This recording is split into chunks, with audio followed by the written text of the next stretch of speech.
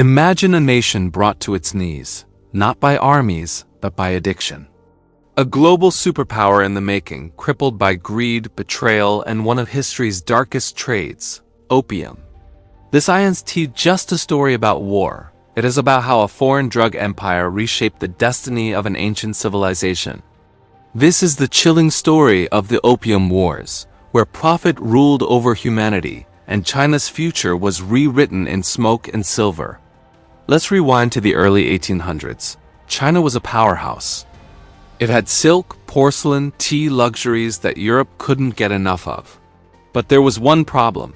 Europe had nothing China wanted in return. The balance of trade was firmly in China's favor, and silver was flowing east by the shipload.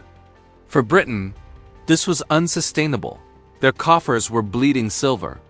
So they did what empires often do when faced with an imbalance. They found a vice to sell. That vice was opium. Opium, the dried latex from the poppy plant, wasn't new. But the British East India Company industrialized it. They grew it in India, shipped it to China, and watched as addiction swept through the population like wildfire. By the 1830s, millions of Chinese were hooked. Entire towns were lost to addiction. Workers couldn't function. Families sold everything, even their children, to feed the craving. China's economy began to collapse from within. The Chinese government saw the devastation and tried to fight back. In 1839, the Daoguang Emperor appointed an incorruptible official, Lin Zexu, to stop the opium trade once and for all. Lin was fearless. He wrote a powerful letter to Queen Victoria herself, asking, "How could you poison a nation for profit?" He demanded that Britain stop its merchants from selling opium to Chinese citizens. The letter never received a reply, so Lin took matters into his own hands. In one of history's boldest acts of defiance, he confiscated over 20,000 chests of opium. That's more than 1,000 tons from British traders in Canton, modern-day Guangzhou. Then, in front of crowds, he had it all destroyed, dumped into the sea at Humen, mixed with lime and salt water to make sure it could never be recovered. It was a powerful message. China would not be humiliated, but Britain didn't see it that way. To them, it wasn't about morality, it was about money. The destruction of that opium was seen as an attack on British property and free trade. So in 1839, the British government sent warships to defend their interests. Cannons roared, cities burned, and the First Opium War began. China, despite its size and history, was no match for British firepower. The British Navy had steamships, advanced artillery, and industrial strength. China's forces still fought with swords, outdated cannons, and wooden junks. The imbalance was catastrophic. In battle after battle, the Chinese army fell. Cities like Ningbo and Shanghai were captured. The Qing Empire, proud and ancient, faced humiliation on a global stage. After 3 years of brutal fighting, China was forced to sign the Treaty of Nanking in 1842, the first of what would be called the unequal treaties. The terms were devastating.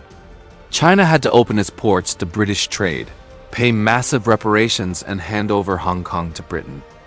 Think about that, an entire city taken as spoils of war. The message was clear. Britain ruled the seas and China's sovereignty was broken. But the story didn't end there. The opium trade didn't stop, it exploded. With new ports open and fewer restrictions, the drug flooded the market. By the 1850s, addiction reached epidemic levels again, and tensions boiled over. When Chinese officials once more tried to enforce bans on opium and restrict foreign access, the British, this time joined by France, launched another war. The Second Opium War began in 1856, and it was even more brutal than the first.